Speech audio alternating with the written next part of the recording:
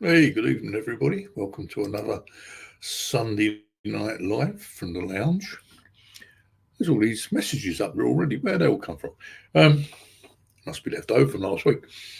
We bring on the moderator, the voice from beyond. Are you there? Hello, you all right? Oh, she's there. How you doing, Elaine? Yeah, same jazz. Different day. She's happy tonight. Happy Larry. Must have run out of donuts. Are you all right then, Elaine? Anyway, are you going to come and say hello before we start? Nope, I've got no makeup on, plain Jane. I haven't got any on. Don't bother me. Anyway, a guest tonight who's I can see laughing in the background. Andy Coates. Hello, Andy. I was not laughing. I was smiling out loud. I was smiling out loud. I can see what's going on here. Yeah, all right. Thanks for having me again. I've never seen so many messages first thing. Sorry. So, good evening, everyone. Who have we got on here tonight? Oh, Andy, Jojo. They're all on here. Oh, your fans, Andy. They're not mine. Yes. I don't get things like that. Look. Sorry. You can borrow them for a while. I think they're on loan. But after so many years, you can loan them out. Oh, right. Anyway, how you doing? I'm good. How are you? Yeah, same old. Actually, I've had problems with my foot this week. Last couple of weeks, I've got something called something phylicitis or something. It's like a tendons stretch. Oh, right. Yeah. I thought I'm not going to make next Saturday if this don't go off. Anyway, I went out. You and are. These. I went out. I went to the chemist, the boots, and I got these insole things for this. And long couple of days, and it's getting much better now. Yeah. Yeah, I couldn't walk, mate. Couldn't walk. Anyway, it's quite a common thing, apparently. Yeah. But I'll be there, don't worry. Yes, you will. Anyway, these are all your fans, not mine on here. Oh, no, yours are there as well. Are they? Yeah, Leslie, David. That's Leslie, yeah. You've got and Leslie. Elaine, other Elaine. Oh, Elaine's on there, yeah. Elaine anyway, Caution. So it's good to see you. And you too. So what are we going to talk about tonight? One thing Starships. Yeah. This thing that they're talking about. Yeah. I was talking about this afternoon, actually, on the internet. This mothership or something that's heading this way. What do you think? I mean, I've been watching some of it, and somebody can't be a piece of rock, because it's like changing direction. Yeah. Can I just say one thing before we talk about that? Because it's something that's really bugging me on Facebook. Oh. Yeah. And there's a load of people that are putting it up. And it's kind of like, don't want to have a go at them, but it's like this picture of what they think is two moons. And it's clearly a picture of the moon, but it's more crescent just at the bottom. So they're taking a picture from behind a sheet of glass, i.e. a window, and you're getting a bounce back of that, which is kind of causing what is called as lens flare. It's not really lens flare, it's bounce back. So it's a light bouncing back onto the glass. And because it's double glazed, if you're taking a picture at an angle, you're going to get it. And you can clearly see it's just the light. And people are putting, oh, look, two moons. Well, yeah, there are two moons, but ones are it's just a reflection of a glass strip is what it is. And it's like, it's not two moons. I think the other moon is like the size of a giraffe. I know I wrote giraffe then. It's the size of a giraffe. And it's like, you're not going to see it. You're not even going to be able to see it with a normal household telescope. So. Right. No, And 2 weeks ago, there was actually like a face, wasn't there, next to the moon, someone's head. I don't know if you saw that. Yeah, I've seen a few videos like that. There's a lot on TikTok, but there's a few different videos, and it's the same face. And it's like, whenever I look at the moon, either with my phone or binoculars, even I've tried with the night vision goggles, you can see it, but it's hard. Unless I put them on the tripod, it's quite hard to keep it still. But I've never seen like someone hugging the moon, like with a face as big as the moon. No, very strange. Well, exciting times, eh? Yeah. But going back to your initial question, I just wanted to say that about the two moons, because it's just, yeah, I keep seeing it and it's like, please, you just got to stop. It's, you know, when something's just winding you up too much. It was one of them. But this thing that's been detected, or this armada, as it's known, that's been detected, I asked Alexa, because there's a few things on TikTok, and it's like, yeah, but is it real? So I tried it, and it actually came up word for word what was said. But it doesn't do it now. It comes up with something else. So when you ask it about what has the James Webb telescope picked up in the last couple of months or the last couple of weeks, and it said there's like a cruise, either an armada or a crusade of non-human, didn't use the word spaceships, but non-human, we'll say spaceships, heading towards our galaxy. And that was it. That was all it says. They're probably on their way down to Rendlesham and meet us, mate. That's what it is. You are famous enough. That's why. Well, I'm not famous enough. No, we will go into that later. Yeah.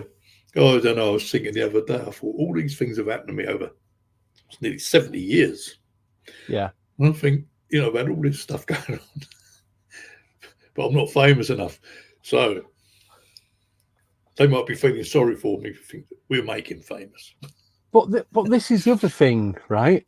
So if they're looking at our planet, yeah, and they're X amount of light years away, so is each light year a million years or something? I don't know. I don't know how many years a light year is. Say it's 1,000 years. So they're looking at us like, say, 10 light years away, right? So that's what, if it's 1,000 years, that's 10,000 years. They're not going to see us. They're going to see Earth as what it looked like 10,000 years ago. So by the time they get to us, it isn't going to be what they expect.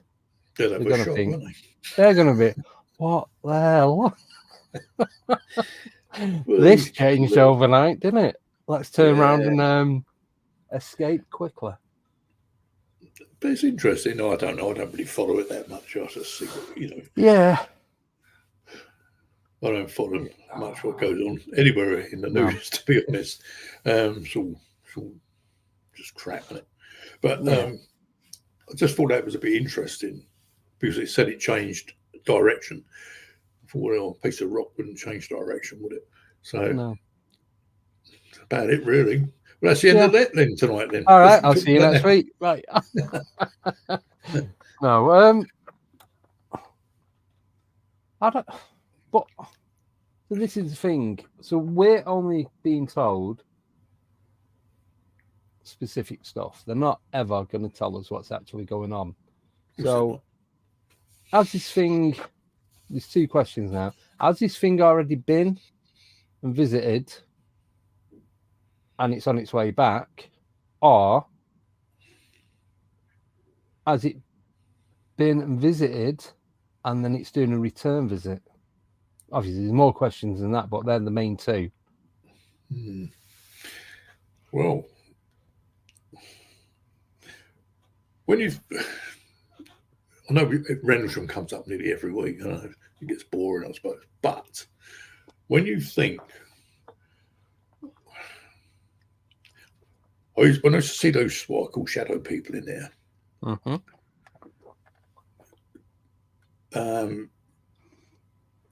someone said they could be maybe left behind from the 1980 adventure, Yeah. perhaps they've left people behind. But then would those people survive 44 years? I don't know. Could be. I'm not clever enough. I'm not Because clever enough. if they live in a different time realm, then they're not going to age the same way as we do. Their time, so what could be a day to us could be 10 years to them, or vice versa. So maybe it isn't as long as it is for them as it is us, is what I'm trying to get at. Yeah, very strange. But I say, it's all gone very quietly now. I think they've vanished, done what they wanted, and they've gone. But it is very, very weird. Having said that, in 2017, I was at Bentwaters. Told you, I think I've mentioned, so I had probably mentioned it before. 11:30 at night, and that craft came above us, and it just said, what I got in my head was, what you say and what you think, you're correct. And with that, it went woof. And there was 3 of us witnessed that. We weren't looking for UFOs. We weren't out doing anything really. One was the security guard, and he showed me around Bentwaters, and no, we weren't looking for anything. It just happened. Well, do you think you've got any missing time from any of your expeditions in or around Rendlesham? Excuse me. I don't know, really. I've been going there now, 14 years, I think. I had a very strange experience in there. Mike, just eating apple pie and custard. Oh, you'll only be jealous. Yeah. God. But he's not bringing any next week, is he? You're going to get a bloody slap, Alex Lovelock. See the voice from beyond. Yeah. But, yeah. Oh, I don't know. Anyway, whatever. Right. Have I lost any time? You will have next week, about 2 weeks by the sounds of it. She might be around tomorrow. Give me a clamp. She's all right, Elaine. She's good fun. You never laugh at her anyway. Have I lost any time? I don't know. I had that strange experience in Clapham Woods. Yeah. That was a strange. I don't know if I lost time, but I lost something. Well, I was going to. In reality, you kind of did, though, didn't you? Because you lost 5 years, wasn't it? I lost 5 years, yeah. But I was in Rendlesham probably about 2012, maybe 2014. I can't remember now. 2 of us. Yeah. And I can't even have her as a witness because she's not with us now. She's passed away. It was a friend I was with. And the same thing happened to me at this part of the forest that happened to me in Clapham. And I'll tell you what it is. And some of these guys on here, mate, have had the same thing. It's like we're talking like this, and all of a sudden it's like surreal, like a dream. You go into a dream state. Yeah. And once I've gone into this dream state, I thought, oh no, I'm just going to start to panic because this is the first time it's happened to me there. Yeah. And it's not a very nice experience. I've got to be honest, it's not a very nice experience. But that happened also when I was in that fire in that lorry. Because I didn't think I was going to get out. But it's the same thing. It's like going into a dream state. I would say, thinking about being in that accident, it was a bit like maybe a calming effect. I think I just saw that. Yeah. So what's that all about? But it weren't as severe in Rendlesham as it was in Clapham. And that made me, I was bad. I just weren't with it for 5 years, really. Do you think it was something trying to take you away from everything that was going on? Because wasn't it around the same time that the mediumship stopped when you got that message as well? Which what? It says you need to pack it in what you're doing. No, I got what happened. Oh, is that before then? No, I was doing the mediumship really kicked in then. Ah, right, okay. And I was out doing what I was doing. Yeah. But that wasn't something I wanted to do. I didn't go looking for it. No. And Mike was there the night I said I was doing a gig, 2019, and I just said, that's it. I'm not doing this anymore. But it's like whenever lockdown came, normally I would have chopped and changed my mind, but But then, after I come out of hospital, after that thing in the hospital, in the intensive care, where they bring there was aliens and all that nonsense going on, I then was told by them on the other side, we don't want you associating with these people anymore. They were like mediums and spiritualists, and that was it. I've stopped ever since. I've not done it since. Why? I don't know, Andy. No.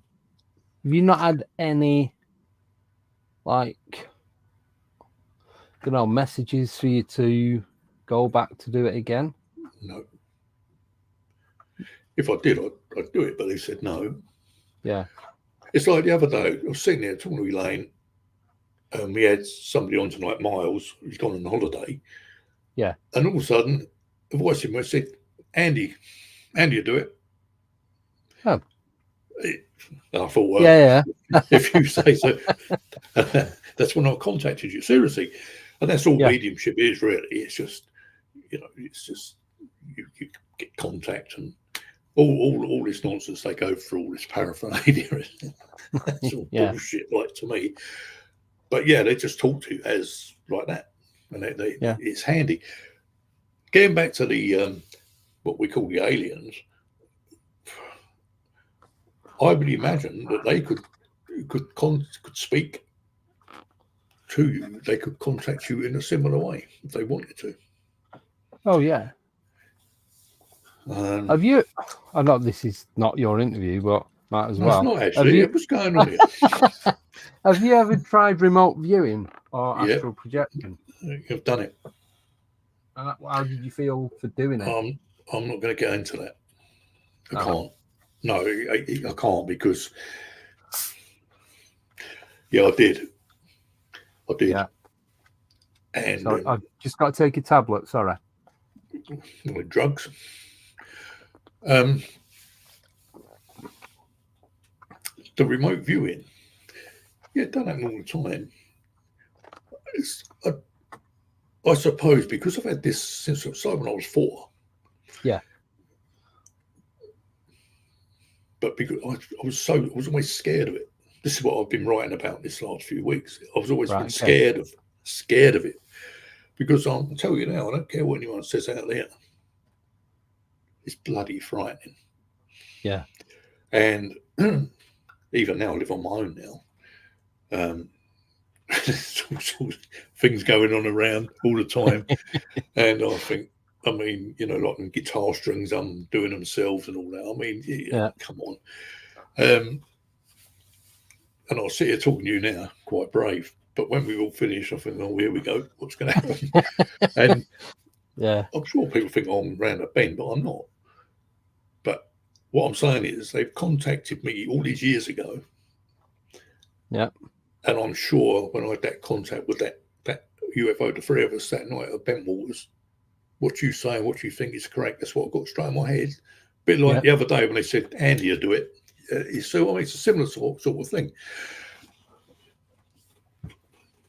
But people just think you're around the choice. Yeah. Maybe I am. I think we are there a little bit. Well, probably are, but and then of course I had that situation where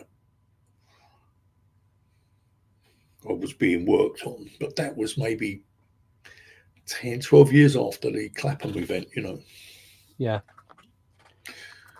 Yeah. Anyway, I'll stop now because we're going to talk about Friday.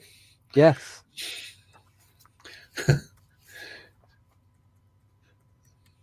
Yeah.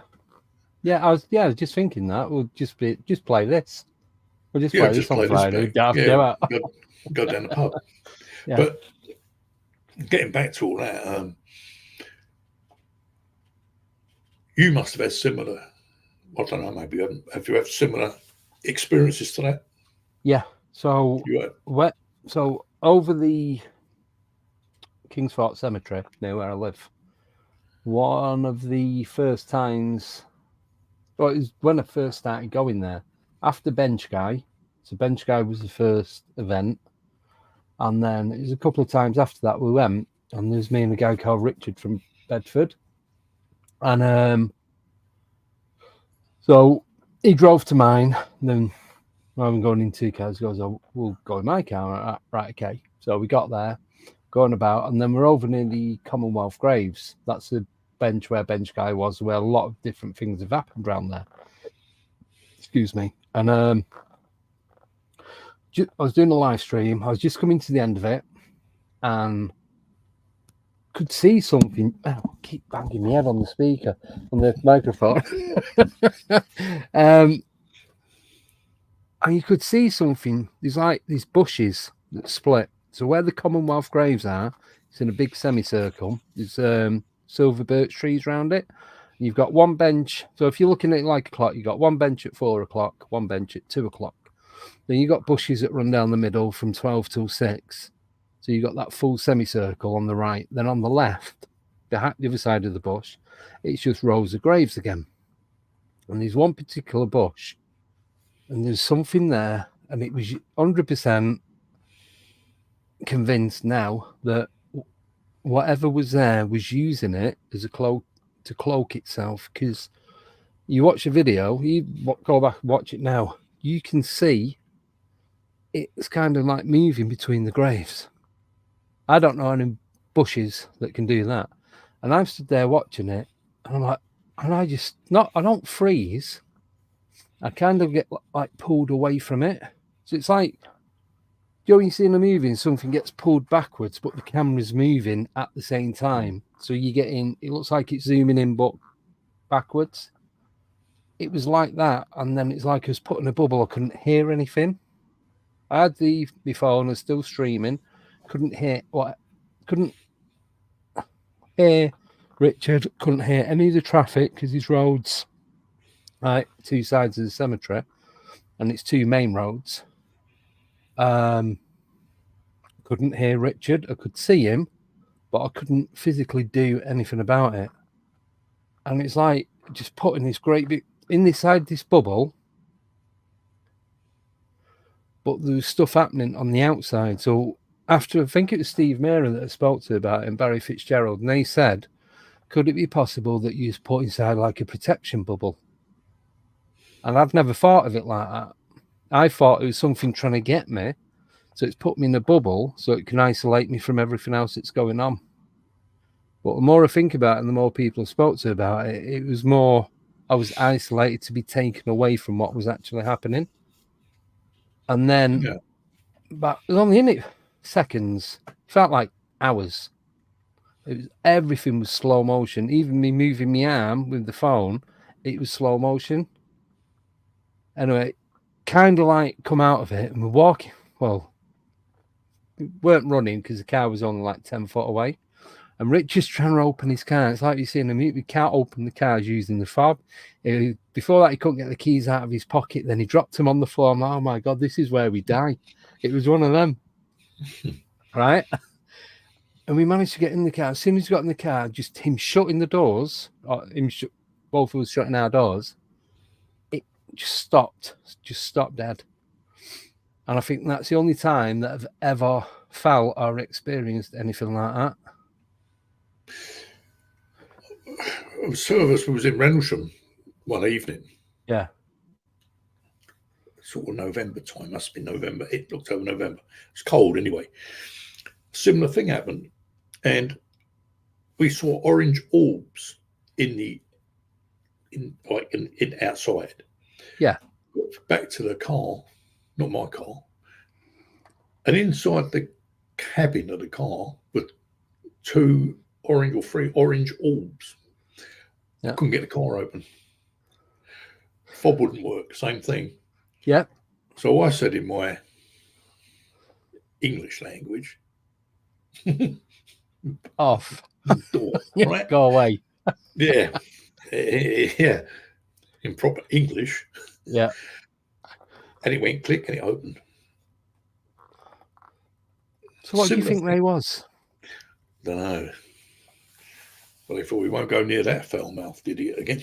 But anyway, it was so cold, and it was a similar thing to that. Yeah. See, I wasn't scared of what I was looking at. Hmm. It kind of like, I did think, what the hell is it? But I wasn't, it wasn't that got me in a panic. It was the fact that I got put into this bubble thing and I had no control over it. I didn't know what was going on. It never happened before. I don't think it's happened again since. And it was more that what was happening than anything else. But that is similar to this, what I call the dream state. Yeah. Yeah. It kind of, I know I didn't, but it kind of felt like my arms and legs went up. And you're like, when you see in cartoons and that, and they're in a bubble and they're floating inside the bubble, that's what it felt like. But as soon as it stopped, my feet were back on the ground. Yeah. That was it. I couldn't feel the floor when I was in this bubble. So I couldn't see myself, so I don't know what was going on. But that's exactly how it felt. Like I said, it probably lasted 4 or 5 seconds, but felt like 10, 20 minutes. That time did slow down when I was inside it.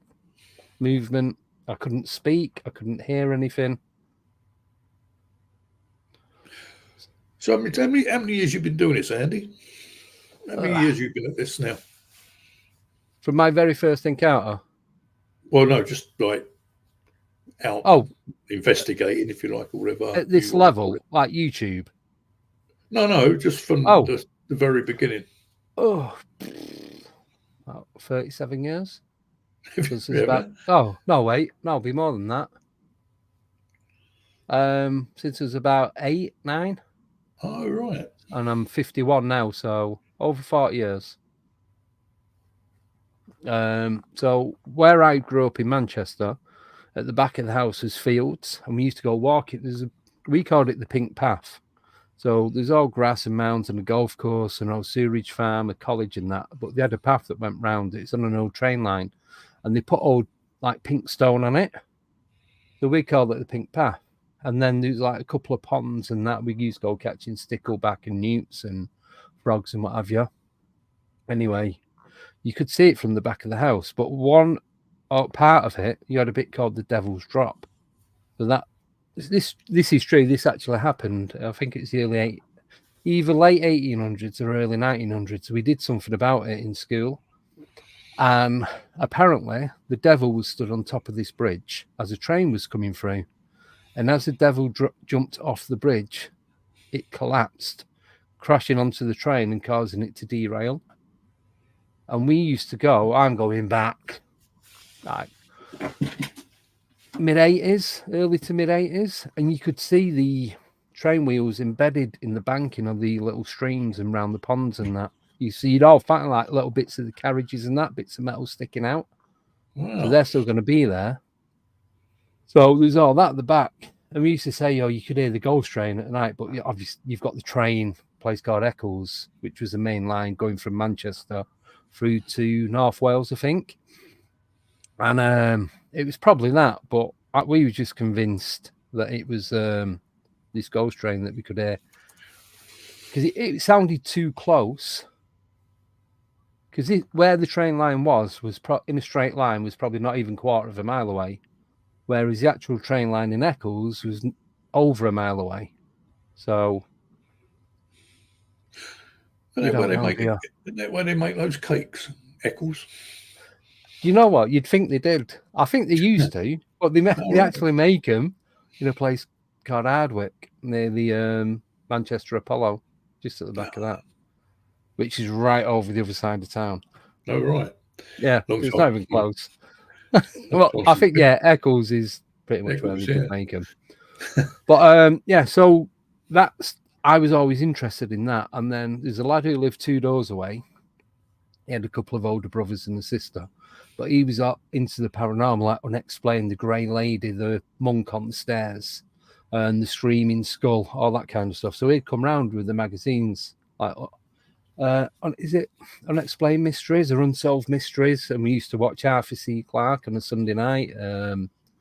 Used to watch all the Hammer House of Horror, Dracula movies, zombie movies, Day of the Dead, The Thing, The Fog, all the Alfred Hitchcock stuff. But I used to get scared, but I've never had a nightmare in my life that I know of. I've had bad dreams, but nothing like waking up crying or anything like that. I've woke up screaming. That's only because I've been fighting in my dream. But that's like as I got older. But going back to that, it's like there's one other time. There's me and my brother, and it's like called Darren, the same lad. And Mum's back garden, it was massive. So you had like a side bit of the garden, then it's probably about 100 foot long, and about 75 foot wide. And that backed onto the fields and that at the back of the house. Anyway, at the side of the house, we had a big wooden gate, which was, I'd say it's about 6 foot tall. It had a frame round it. It hit the fence, and then you had next door's fence. So rather than opening the gate, we used to be able to climb up on the fence, lean onto next door's wall. So you'd lean out, push on the wall and push yourself back so you get round without having to climb round. You just like a bit of a maneuver to do it. So it had a big bolt across the top, bolt across the bottom, and the hook and eye lock in the middle. Like the little thingy latch. And we just stood probably about halfway down the garden. And I remember my brother was saying, he was talking about something. He goes, what would you do now if the gate just burst open and all these creatures started running through? And we all started laughing. I swear to God, within 2 seconds, the gate flew open, right? Nothing come through. There was no wind, nothing. Because like I said, the size of the back garden, there was trees at the back, which cut off where the field was. But all the playing field, football field, there's sewerage works, which was active at the time. Then you've got allotments, and you've got a stream, you've got a swamp, you've got fields, you've got a school and the college, and then the golf course and all. And it was all open. We lived at the end of a cul-de-sac, so we was in a semi-detached. As you're looking from the back of the house, we was at the one on the left. The gap between the two houses was less than 10 foot. Like I said, when we stood on the fence, we could lean on next door's wall, lean on it to get round, and then push yourself back to get round the fence without falling. That's how close the houses were. And the gate, nothing else moved. The gate swung open, and we ran to the bottom of the garden because we'd literally just said what was going on. Anyway, we all got a bit brave. I'm probably only about 7 years old at this point. As I remember, the lad Darren, they moved out when I was 10, 11. So anyway, so we walked back up to where the gate was. And I remember I checked the bolts, and the bolts had not been opened, the top and the bottom one. There was still the proper big deadbolts, like 6-inch bolt goes all the way across. It hadn't pulled the metal bit that it slides into. They were still intact on the frame on the gate. And we shut it and we locked it and we was rattling it. Nothing. Absolutely nothing. We couldn't do it, and it never did it again. So I don't know, did we manifest it by talking about it? Because we were all sat there and just staring at this gate, like, wonder what would we do if it burst open? And we're all just like completely staring at it. So did we cause that to happen? Because the gate, it didn't break. The hinges were fine. Everything was fine with the gate. Nothing broke, nothing splintered. I know we're only kids, but we thought we're going to get in trouble for this. So we went, because I think my mum got, Dad was at work, my mum gone out. I think she gone shopping or something, and we're just playing in the back garden. And then we checked the gate, and there was nothing wrong with this gate at all. Could be, couldn't it? Could be a bit like when you use the things for divining stuff. Oh, dowsing rods. dowsing rods. I might take a couple in with me Saturday, actually. Oh, that's why I've got them ready. Yeah, and you think, well, I wonder how that works, but could be a similar thing, couldn't it? I've got a question for you. Actually, I've got a few questions, but they've come up so quick. Bruce says, did your etheric body leave your physical body, Andy, while you were in the bubble? It's just the only time this has happened. It's interesting. So, like I said, I couldn't feel anything. I couldn't feel the ground under my feet. It felt like I'd been lifted up, like sat back in a chair with your feet sticking out. That's what it felt like. But because it was only happened for a few seconds, I wasn't concentrating on what I was doing. I was still trying to work out what this thing was going between the headstones and what was happening to me. And by the time of like putting it all together, I was back out of it. It's like, get in the car and go home. Not hanging about here. Not when there's crap like that going on. So I could have left my body. I didn't see myself, but then I wasn't looking for myself. But Richard that was with me, because I was trying to shout, I think he got the first shout out, and Richard's like, what? And then I couldn't hear him after that. And he's coming running towards me. And so unless I speak to Richard, I won't know.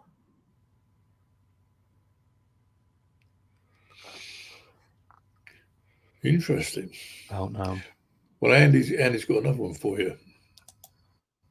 Sorry, Bruce. Andy, can you do remote viewing in the conventional sense?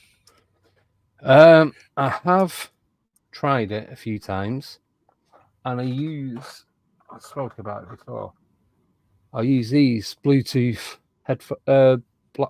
Bluetooth sleep mask. So I just link it up to one of the Echo speakers and play the binaural beats, so isochronic tones, because you need to have headphones on or something, but wearing these in bed trying to go to sleep, it's not going to happen.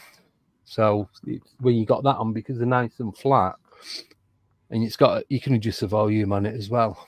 I can get into, because I had Preston Dennett on, I think a while back, and I was chatting to him about it, and he was saying, because I'd said about, I get to the point where I can feel my body vibrating. I'm not physically vibrating, but inside you can feel like a vibration, like a frequency change. I get to that point, and the next thing you know, I'm waking up and it's the next day, and I've had a full night's sleep. There's nothing in between. The only other thing that I've had that is possible, but it's more of a lucid dream, was I was stood outside this building. It's all concrete, like a tower block. It didn't have any windows in it. It's like moss and grass growing up the side of it. I was with two other people. I don't know who they were. I could feel the breeze. I touched the wall, could feel the cold stone. I even felt the moss that was growing on it. And as soon as I felt the moss and starting to pull my hand back, I felt myself flying through the air. And the next thing, I'm waking up in bed and sitting up, like sat up straight. I was like, why did it pull me back then? So it was either a lucid dream or I've actually done it. I've not done it again. That was what? That'd be about 6 months ago now.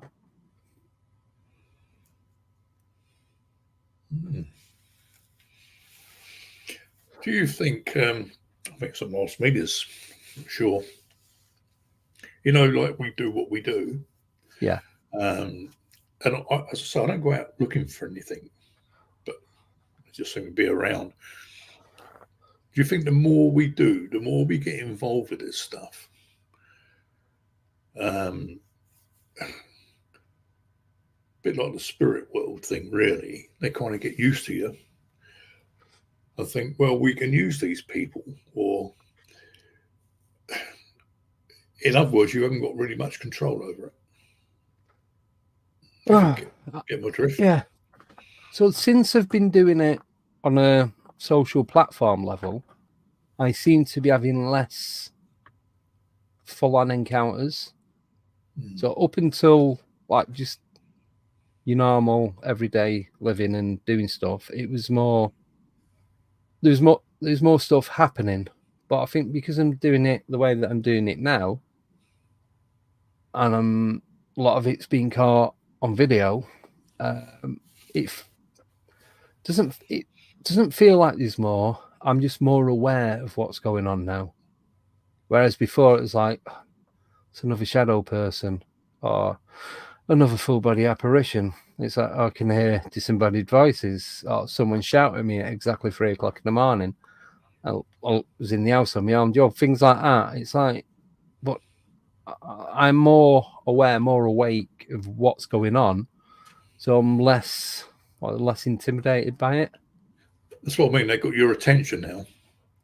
Yeah, that's the thing. Like when I stopped the mediumship, I think if I stopped on my own accord, yeah, they wouldn't have had that. But because it was their idea, really. Yeah. And I just think, yeah, maybe they've got you where they want you, sort of thing. They got your attention. That's how I see it. I've got another. Could be. Well, that's what Mike's just put. Yeah, Mike Millard. I've got so many things on here, and I've been scrolling through them. And oh, Fiona, apple pie, lucky for some. I'm in bed with COVID. No dear. We'll be lucky there. That's not a nice thing to have, is it? Yeah, I've gone scrolling back through, Andy. That's why.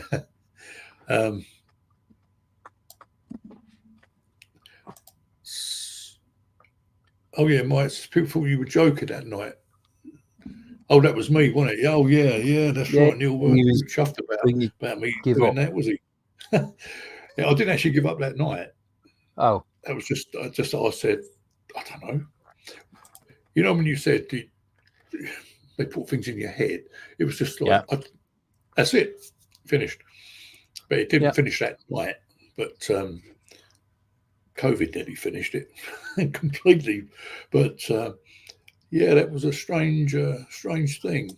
But yeah, I think once they've got your attention, I might be wrong, but I do feel they tend to leave you alone a bit.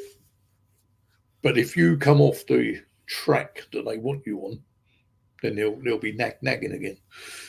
Yeah, because like I said, it's more since I've been doing this. It's not been as. I still had stuff going on. It just doesn't feel as active. That makes sense. It does make sense. Yeah, it does make sense because, like I say, they've got you where they want you.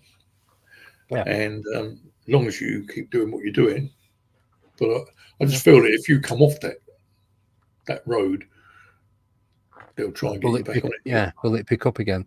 But this is what I don't get is right. If they don't want anyone to know about it, why are they wanting me to do this and talk about it? I don't know. And that's what I mean about there's so much contradiction when it comes to the paranormal. I mean, I think the paranormal has been around forever, isn't it? Yeah, and it's part of who and what we are. But not, when I was a kid, go and see a doctor and all that. You know what I mean? Something wrong with me. Yeah. But there was no one to talk to, honestly. And but I've stuck with it all these years. And I don't know, it kind of, I'll say it pays off, but I've learned a lot. And I would never have thought about doing this 3 or 4 years ago, sitting here chit-chatting about experiences, because who would, would people accept you? But they will now. Yeah. But it's like, I'll tell you something, and I've never spoke about this because it's not mine, but I've been given permission to mention it. Until I get shouted from downstairs. Right, you talking about that for? No, she'll be all right. So me and Becky have been together just over 5 years. Obviously, before I knew her, she used to live in another part of Northampton. Now, Becky's youngest, Olivia, she was only a couple of years old, 2, 3, maybe. I can't remember the exact age. And where they used to live in this village, she had what was known as an imaginary friend. Can't remember the name of this imaginary friend, but it was always there. She'd be feeding it. This is just what I've been told. She'd be feeding it at the table, giving it a drink, playing with it in the bedroom, all that kind of stuff. Yeah. And it was always there. When they moved back, she'd have like sleepless nights and accidents in the night and what have you, her daughter. As soon as they moved from that house back into Northampton, it stopped. There was no mention of this imaginary friend. She slept through the night. Everything just went back to normal. So was that an imaginary friend, which I don't believe it was, or was it some sort of entity that was communicating with her, which I believe is what it was? Sounds like it. Yeah. Because where would it wasn't a normal name. It wasn't like John or Harry or Dawn or anything like that. It was like, I couldn't even tell you the name. I'd never heard it before. But then you've got all this stuff constantly going on. And as soon as you move out, even the first night, nothing. It used to travel with them in the car and everything. And then it just stopped. And it just went from hundreds miles an hour to nothing.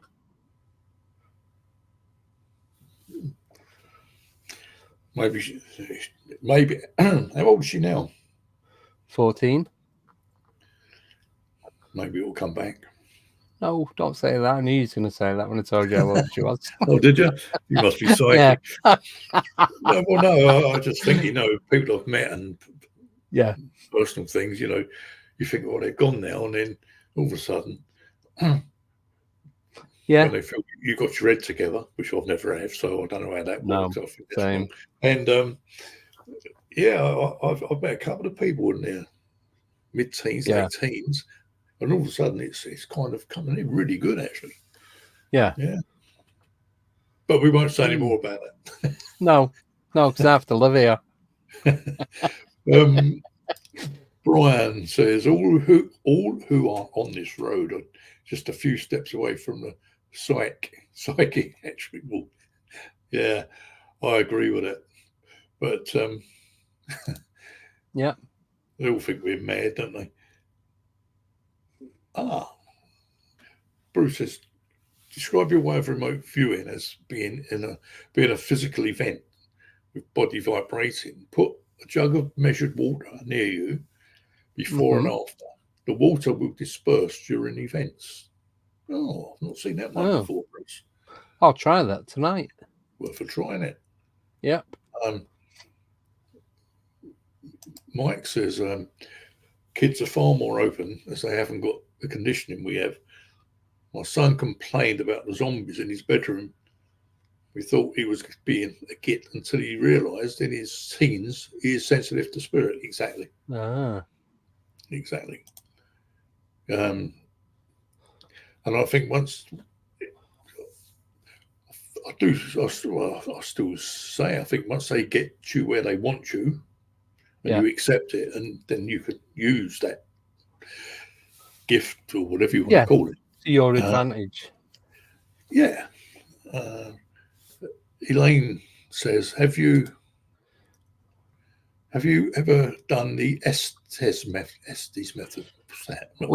Well, we have and we haven't. Well, we have. So me and Nicole did it one night. So she had the spirit box. So obviously, Nicole, she's in New York. So she had the spirit box. She turned around. People were putting stuff in the chat on what to ask. I was going through them questions. I was going what I was saying and the stuff. So Nicole was just reading out what was being said on this little spirit box, similar to what Elaine's using on here now. Right. And it was, I'd say, about 90% accurate. I'd ask a certain question. To say I asked, it wasn't this, but be like, what day is it today? And then Nicole would say Friday. Now, Nicole didn't know what the questions were. She had her headphones on, so she couldn't hear anything that was going on. And she was just sat there. As the words appeared, she'd read them out. So she didn't know if we were talking about it, if we was asking any questions, or it was just randomly popping up. But there's like, I'd say 9 out of 10 of what we asked, it gives us an answer, and it was what could be an answer to that question. Some of them more precise than others, but I couldn't, without watching it back, I couldn't tell. I don't even know what I did this morning. This was like 3 months ago. But it was worth doing. And we tried it again a couple of weeks later, and we wasn't getting anything. Nothing was coming through at all. So it was like, oh, well, either we fluked it the first time, or we're not picking anything up this time. Or a bit both. See, I've noticed this on a Sunday evening. Yeah. That spirit box that Elaine's using comes up before we've even mentioned it with words. Yeah. Obscure words as well. I mean, it's. Oh, yeah. I don't understand it, but it seems to work, So is that one that's on a phone that's one of the apps that you download? I'm not. I think it could be, without being honest, I've got my reservations about them ones. Only because they seem to be preloaded with words. I know that doesn't make a massive difference, but if that's been set, so it's like it's got 50,000 words in there, and it's just randomly putting words out. But I've noticed, so keeping me on it, there's no fixed time on how long it is before each word changes. It's not like it's exactly 2 minutes or anything like that. It's just random.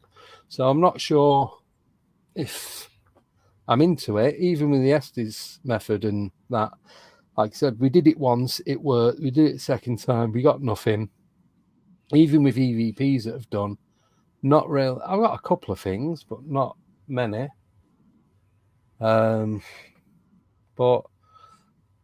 I think it depends where you're at the time, like physically and mentally, as well as the location that you are, who else is with you, and what their mental awareness is. I think every little thing plays a big part as to what's going on, as to whether it's going to work or not. When we went to Rendlesham, we met at Rendlesham last summer, wasn't it? I think it was last summer. Yeah. Yeah. This summer. This summer. When Mike came. No, before that. Oh, that was last year. We went there and we were walking on track 12, what they call track 12, towards where Alistair Crowley was supposed to have been. I'm still not sure about that. And we was walking along one week. We passed those logs that were piled up. Yeah. And we got readings on the tree. K2, didn't we? Yeah. And on the tree, and you got something on the tree. Now, I went back there, because I'm always down there, right? Nothing at all. Nothing. I thought, well, it's a fluke. Well, a few weeks ago, I was down there, and I went along that track 12 to where we were, or near on, and that meter was going mental. Well, I think I even put it on. I think I even put it on Facebook. Now it didn't. It worked at once. Then it didn't. There were no electric cables, anything there. There's nothing. It's out in the middle of nowhere, isn't it? But then I went there a month ago, say, and blow me, that meter was going on the clappers. So it's got to be some kind of energy there, hasn't it? Yeah. Because it's got to be something going on. It's got to be. And I turn, as we go in to come out of the car park down that track, do a left to where I had those photographs with those monks and that airy thing in the road. Yeah. The hairy fish. The hairy thing in the road. The meter was going mental. And then I walked further, nothing. I walked back. That's why, I put it on the thing. And I was walking to and fro. And the meter was going on like the clappers. But there's got to be something in there, surely. I know. Well, that's another reason why I want to take the drone to see if it picks up. I've got it. Are you ready to see the size of it? Yeah, go on. There. Wow. It actually fits. My phone is actually bigger. That's it. And then all you do is you open the legs. There's a certain way you do it because it locks. That's it. Then it's got the battery that goes in the back, SD card, there's the camera. You just take that off. You attach your phone to this. That top bit pulls up. And that's it. Every time I see you, I end up buying a gadget. I can see this. I can see this happening. Honestly. Last thing was that thing on it with the infrared. This has sport mode on it. No, I don't want one because I'll have an accident with it. I do. Every time we speak, I end up getting something. I know. Well, I bought that gimbal, didn't I? Not long after I spoke to you. Oh, I got one of those as well. I bought that first. I managed to get the money back from the original night vision goggles because the battery was knackered on it. That took about 8 months to get that sorted. What those ones that ones I bought as well? No, these are different. Different ones. So I got the Night Fox 2 Pro. Swift. That's a 2 Pro, Swift. Oh yeah, the one. Yeah, no, you got the same ones that I got, didn't you? The Swift Pro 2, so that you can record and it's rechargeable and all that. You can get the head harness and flops down. Yeah, I'll leave that a bit off. Yeah. So I'm bringing a tripod to put them on. So I'll still carry it around like that, but then you can just plank it on the floor. Investigation. There you go. Where's that? Yeah, investigation. Yeah.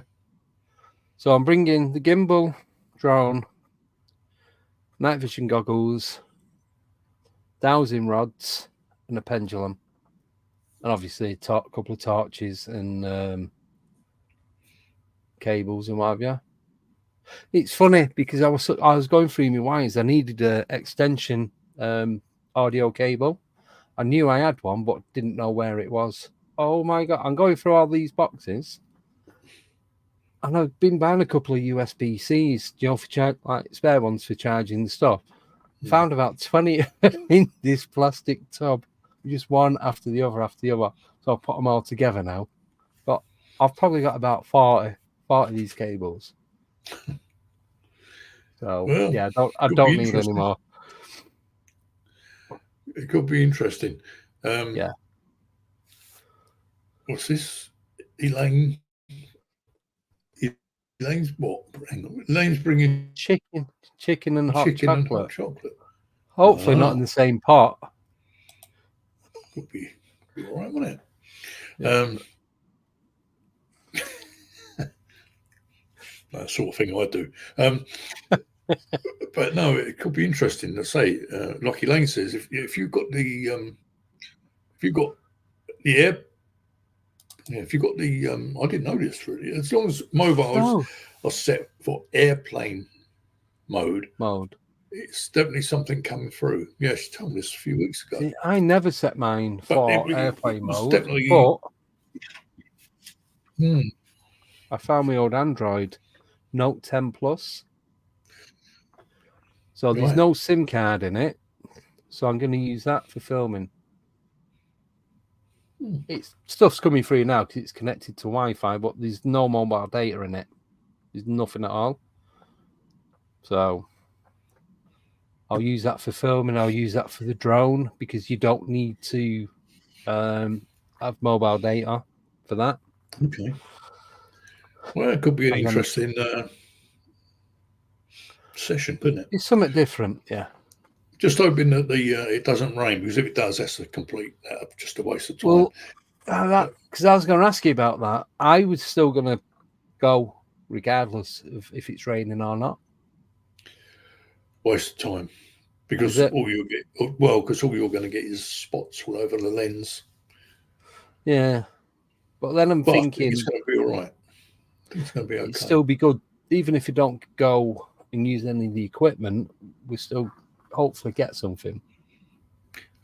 We've got the equipment, we've got to use it. Well, yeah, there is that. Yeah.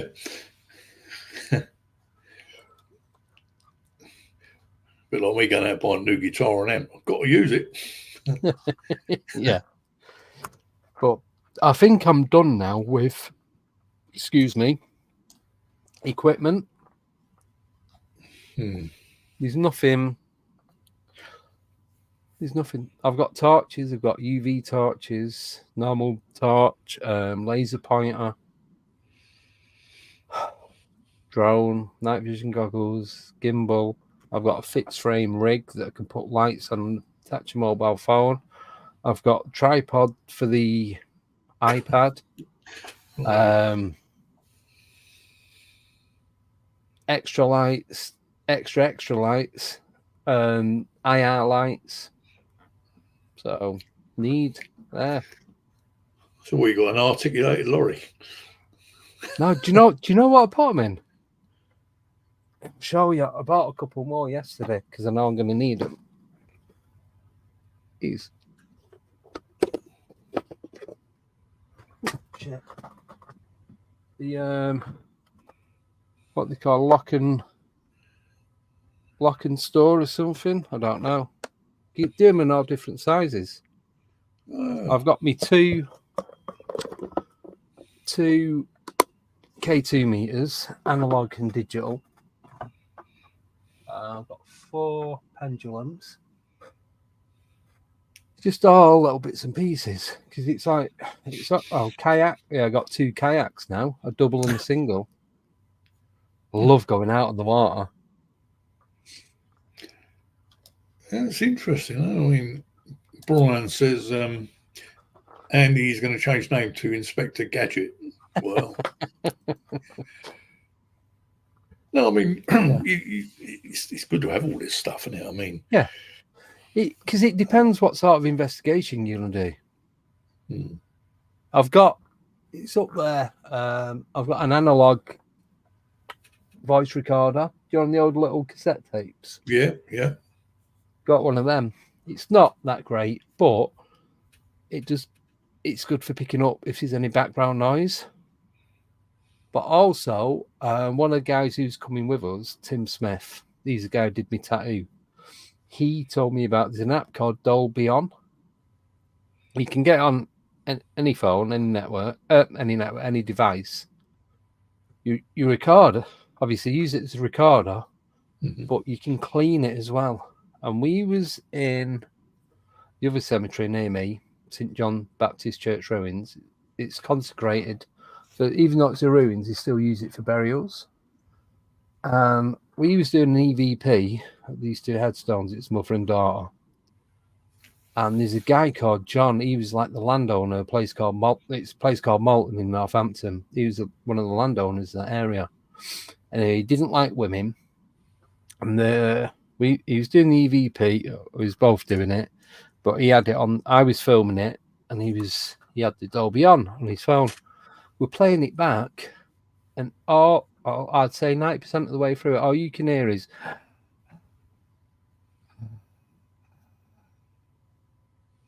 So I've put a video up on the YouTube channel. You can hear that, and at one point, you hear a sound. You know, like the predator noise. Can't do it, but more like a frog. It wasn't a frog. He had the phone in his hand. He had a REM pod. The REM pod moved. Didn't see it move, but it was flat. And then it was like it'd been moved 20 degrees. And as that happened, that was when you hear this like croaky throat noise. And then a bit later on, you can hear what sounds like 2 women whispering but having a conversation.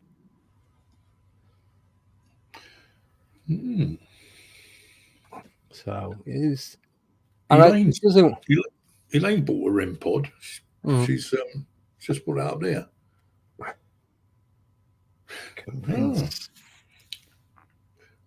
But when you said about the predator, yeah, that is kind of that. Yeah, that is that feeling that feeling that I've got. I can see it now, where it all goes, or where's it like a dream state, isn't it? That is what I got. That is how I can describe that feeling in Clapham. What? So you heard that noise as well as? No, I didn't. No, just that feeling of when your predators run. Like you being, yeah. I'm really annoyed. I've got it here. It's a digital recorder. Years ago, I left my recorder in Rendlesham. Yeah. Left it on a bench. I forgot all about it. Next day, I got a phone call. This is yours. I think this is yours. Yeah. Well, when we picked this thing up, there was some real strange stuff going on that recorder. The thing is, if they had been kids, they'd have nicked it anyway. Yeah. But animals, well, they don't make noises like that. The thing is, Andy, it's still on there, but I can't get it off the recorder. So, a bit gutted, really. Yeah, a bit gutted. I don't know what that was. So I'm trying to see if I can find the sound. I've got it on one of my phones, but I don't know which one it's on.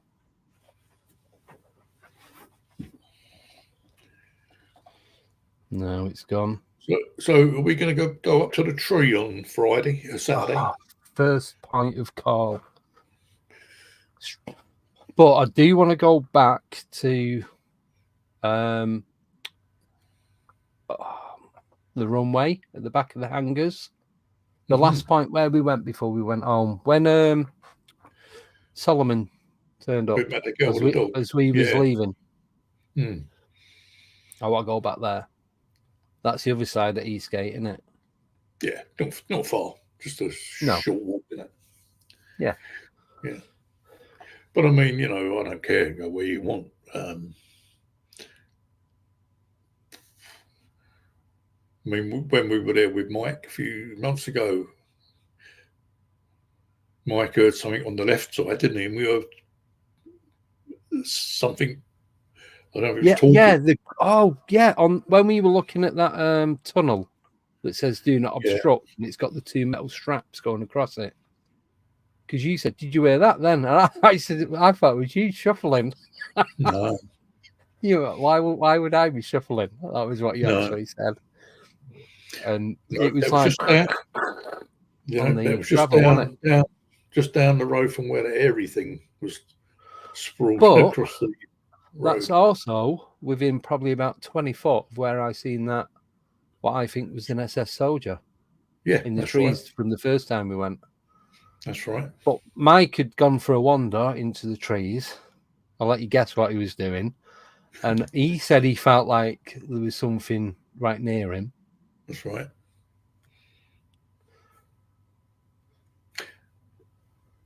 So,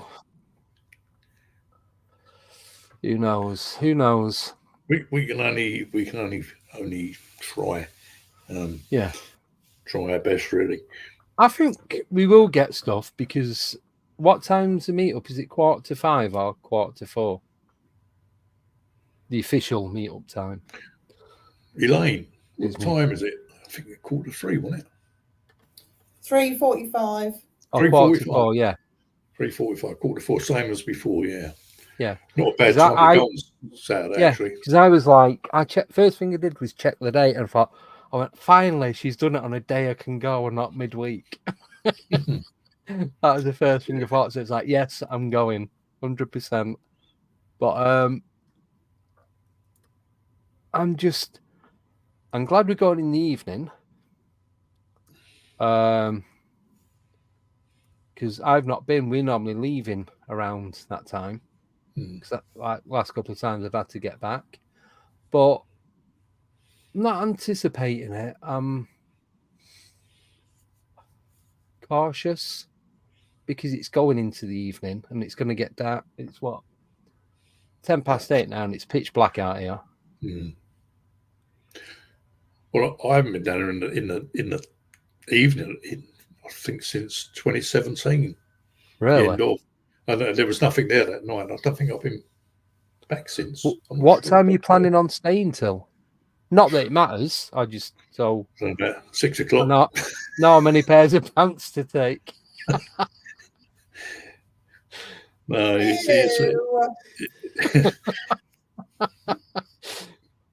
but I don't know. You I mean, never I don't know. know. I don't know if your mates coming, your couple of mates are coming, whether they're going to want to go to the landing site. But Yeah, I've told them where we're going to be going to. and also have a look at that tree again. I know we're not going to get anything there, but Well, I've told them you charge 55 quid per person. oh yeah, That's the only way. Yeah, I said this last week. Elaine puts up here. I put it on the website now. Once a month, Elaine puts up here. We're going to go for a walk. yeah. Nothing. That other guy, mentioned no names, charged 35 quid. Got a bleeding coach load. Yeah, I know. And I'm thinking, hang on, I'm around here for 14 years. I think I know what I'm doing around. But no one wants to come with us. I think it's not famous enough. That's what it is. That's what it is, Andy. No, do you know what it is? No. For some reason, and I'm the total opposite. If you're charging to go somewhere that's had activity, this is a phenomenon on its own. People believe that if you pay, you're guaranteed to get a result. You're guaranteed to have no money at the end of the night, is what you're guaranteed. But you're never guaranteed for anything to happen. When I was doing the mediumship, I was out and I used to travel around. I didn't just go to the same old place. Yeah. But I've never done it for money. No. And I've earned my petrol money. Don't get me wrong. Yeah, that's different. Yeah. McDonald's on the way home, but I've never made any money. And I don't know, I say it sounds a bit, but I was pretty good at it. I do private reading sometimes. I said before I couldn't charge some old girl, some old man, or someone with a couple of sprogs. I just couldn't do it. No. So I'd get a $5 or something, Yeah, but just enough to cover yourself. But the one who's charging 50 quid, does that make them better? I don't think so. But you're right. If you charge loads of money, you must be the dog's Watsits. And I agree with that. Yeah. But people are under the belief that if you're paying for it, you're guaranteed you're getting a good deal. But you're guaranteed you're getting ripped off. When you think about it, you've only got. I worked out. I think it's about 4 mile time we got around, about just over 4 mile. Yeah. Well, that's the only bit they're interested in. They're not interested in going anywhere else. So it's not a bad earner, is it? 35 quid a pop. So no, well, no.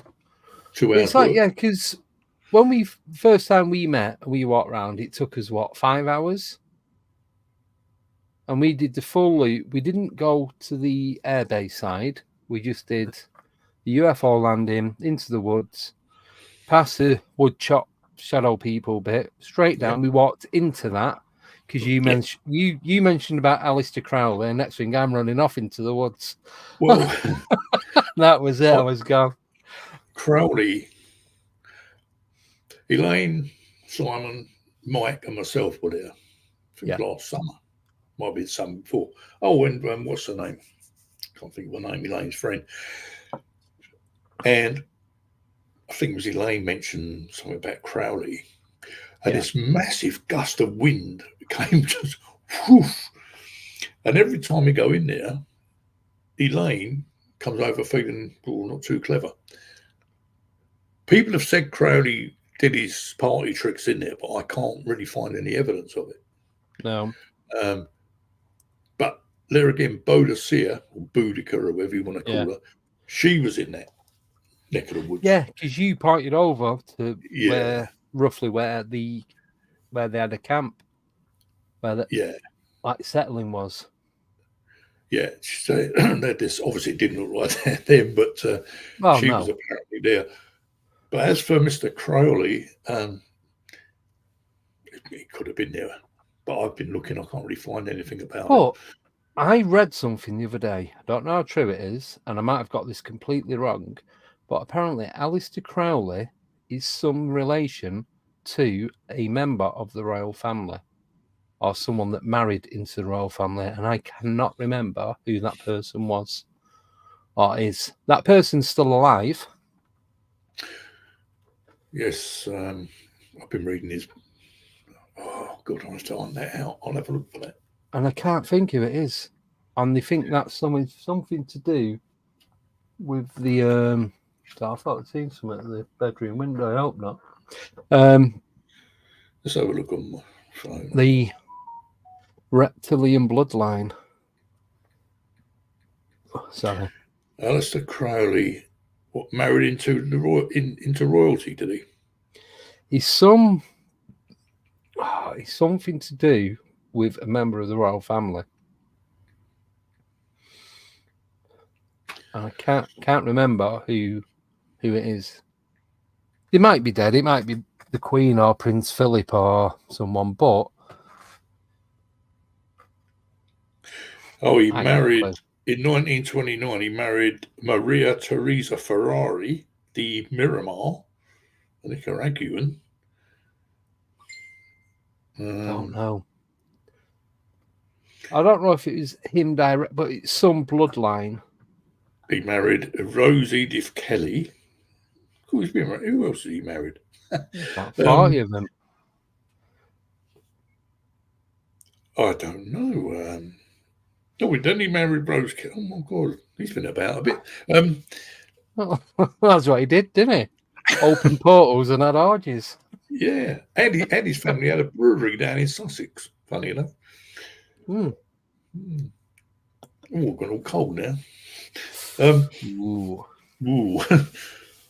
I still want to go. I told you I've been to the outside of his house in Bolston House.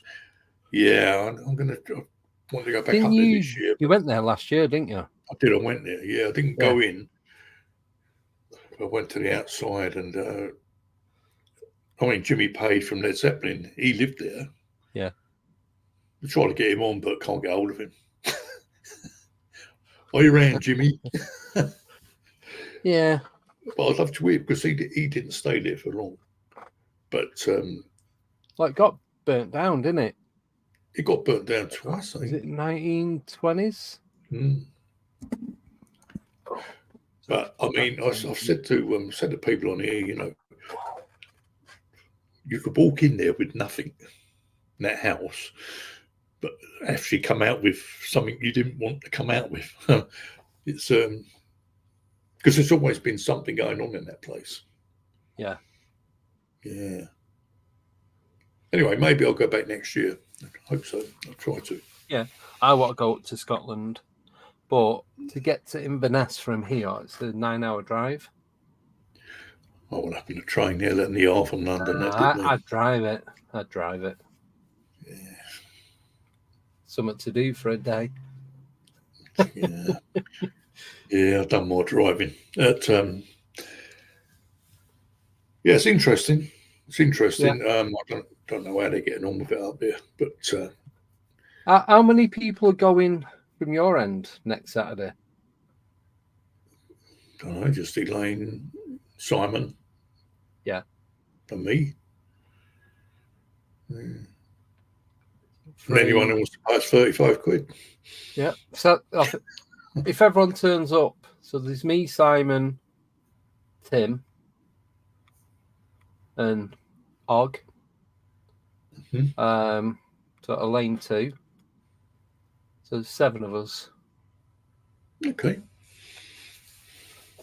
Yeah. So that's not a bad number, that.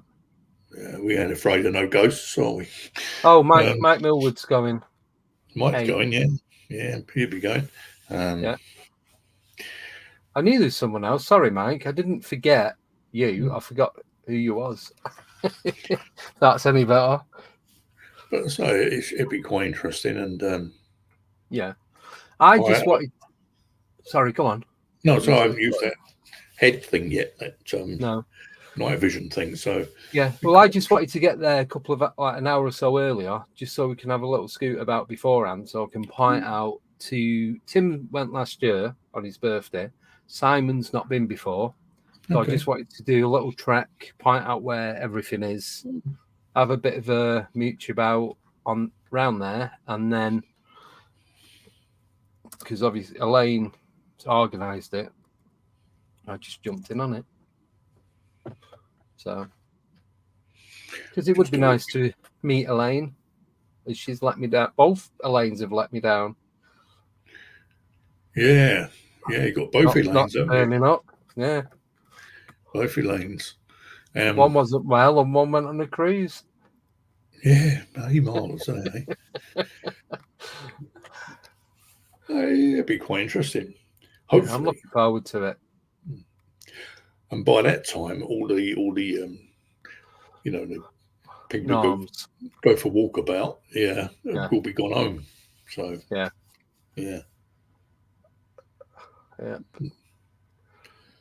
Og says I went gallivanting. Yeah, she did around the Mediterranean. All right, so many. So what else you got going on, Andy? So 25th of this month, Halloween special. Mm-hmm. So we're doing, there's me, Tommy, Nicole. We have 4 stories each, no more than 3 minutes. Only one of them out of the, so each of us have 1 true story, 3 fake stories. So we all have to work. So we don't know. I know my stories, Nicole and Tommy. They know theirs. We don't know each other's. So we have to work out which one's true out of the ones that we're all telling. But so do the viewers. And if anyone wants to join in that's viewing, they can win a prize. And the prize is, see the neon light behind me? It says Alien 8 UK. You can win one of them. Any colour. Well, selection of colours, selection of sizes, and selection of fonts. You can win one of them. That's it. That's as good as it gets. Well, so tune in for that one. So the first person to get all 3 true stories wins that. So I've done all of mine using AI. Oh, right. Even the real one. But what I've had to do, just to not make it too difficult or too easy, I've had to take some of the detail out of the one that's real, because knowing these lot in the chat, they'll go straight on Google to work out which one's fake, which one's not. So I've changed the place names and I've changed the years of each one and the names of the people involved. So everyone's got a generic name. And I thought I'll do them all using AI, because then it'll word them all exactly the same. Otherwise, if it's to do 3 AI and 1 real, you'd tell which is which. So I made it difficult, but not too difficult. I haven't really used that AI for my writing. Well, it can't, because it can't read my mind, can it? So I can't really use it. But a few weeks ago, I got this because we've got a .com now on this, because some cheeky so-and-sos, even on the telly using the lounge, I thought, right, we'll .com this. And they give me like a website, and it came up. It's amazing what the way it's come up. I would never have thought of this. And, how to good. Like your bio and the description of the channel and all that. Do that on it. That's what I've done. Well, I haven't done anything. It's kind of you have to have a look at it. I've obviously put some writing in myself, but I thought, wow, this is amazing. It's good. I would never have done that. I use it for all my templates and thumbnails and all that. It's just easier than trying to getting them off Google and changing them and removing backgrounds and overlaying it and all that. You don't always get it spot on, but a lot of the time it only needs a little bit of a tweak. It takes 2 minutes. I was quite impressed because I didn't ask for it. I didn't even know I was going to get Yeah. this thing. And I thought it come through, and I thought, what? This is absolutely amazing. I've had to do a little bit of work on it, but yeah. not much. So one of them that I use, it updated, right? Hmm. And I'm getting it to create stuff, and it's talking back to me, and I'm thinking, have I pressed a button? Am I having a voice conversation with someone in the call center? So I just closed it. I kind of panicked and closed it, and then he opened it again and did the same. Then I realized. So I said, so I was using my iPad. I went, right, I don't know what's going on, but it's only coming out of one speaker of the iPad. And it went, oh, well, that must, you might need to get in touch with Apple because it sounds like a technical difficulty. I'm like, this is a real person that I'm talking to, but it wasn't. It was AI. And it just completely threw me. And I'm there like, if I say something, it's going to answer me straight away. And every time I spoke it, I had to close it. It was horrible. Did not like it. It's getting a bit freaky, isn't it? I mean, I've had a couple of people tell me, I don't know if any of the guys on here know anything about it. Yeah. But these cameras in the televisions and what we got on here, Mm-hmm. and they say, well, they're spying on us. Well, are they? But then things have happened to people, and you think, well, this is all they'll see me if they spy on me is me lounging on the settee with maybe having a whiskey. So well, that's the thing. Yeah. Yeah. So what I'm doing now is the height of what I do when I'm talking about paranormal. Yeah. When I'm not doing this, it's just not doing the normal stuff, nothing exciting, same sort of thing. Laying on the sofa, playing games on my phone, watching TV, having a drink and something to eat. Nothing. That's as good as it gets. So Interesting. they can try and get whatever they want from me. It's nothing out there. Oh, I don't know. I'm not quite sure what to believe of it all, really. But there you go. No. But I've had things come up to me, words and things. I think, hang on, where's that come from? Or was you thinking about it? I don't know. I'm sure they can get into your head somehow, but it's all a bit scary. Yeah. Where we're going to go in sort of 5 years. But I'm just looking for something else apart as well. So I got this. I got it more for when I'm on the kayak. So it's got a bar so you can attach fishing rods to it. But I got this. So that clamps. I'm not doing it all. So that bit clamps onto the bar and it opens up. But I thought I can use this on Saturday. So if there's something up in the tree and we can't see it, put an hole in the ceiling, put my phone on the top of that. I can even put the gimbal on the end of there. Right. And do it that way. And do you know how much that was? Right? No, I don't know. 30 quid. 4 quid, Temu. 4 quid. And do you know what? It cost you more for one of them wing nuts than it would for the whole thing. And it's proper, Wow. it's decent. It's not heavy, so I think it's titanium. It's something, it's a light metal. You can't, if you've got it in your hand, the mouse weighs more than that. Put it that way. And the mouse is plastic. The voice from beyond. Oh, you're going to get one of those. I'll send you the link if you want. No, but Andy, just remind me about Timu, and I've got a little list waiting for me. I'll tell you what else I got for the back of my car. I've not put it on yet because it needs cleaning. So, you see it? Oh, yeah, brilliant. But it's a reflective strip. So when the light, obviously, when the light hits it, it bounces back. Yeah, I'm not looking at gadgets, so. I've got too many. I'm not allowed to buy any more. it's murder, isn't it? It's murder. I think I'll have one I of know. those. Most of it's rubbish. A lot of it, innit? You know, it's like lots about 2 minutes, Yeah. but some of it's good. I've Some of it's good. noticed if you pay over a certain amount of money for something, it's anything around the 200 mark or between 150 and 200 is good. Hmm. And anything above that, anything below, when it comes to tech gadget, it's crap and it doesn't last very long. I've got to be honest. I bought a little camera. Goes on you.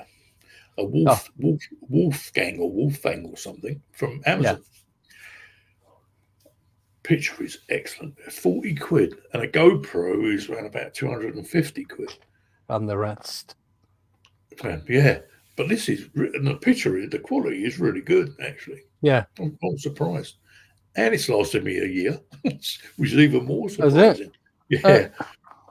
But yeah, I'm quite impressed. Anyway, we're fully armed then, aren't we? We've got everything on Saturday. Yeah. So there'd be no escape from whatever's there. No. We shall have.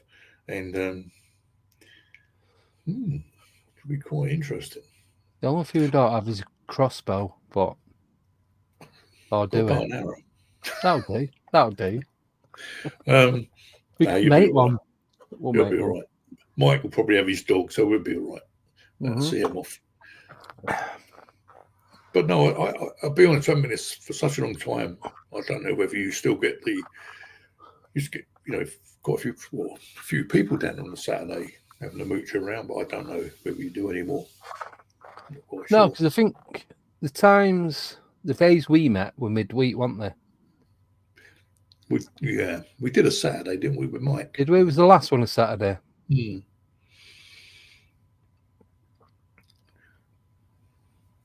But used to get people there at night, but I'm not sure if you still do.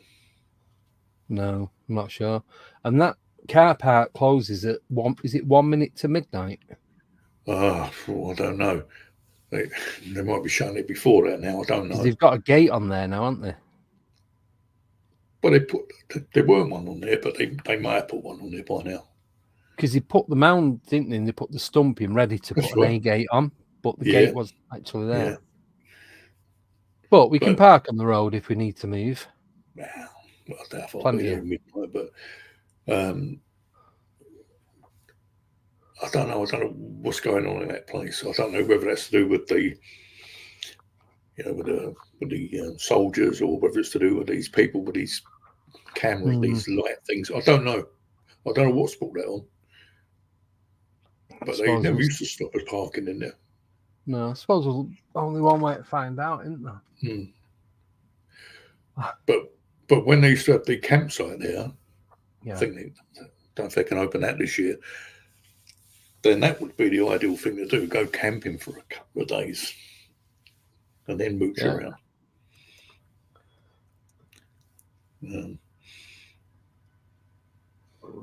Oh, excuse me.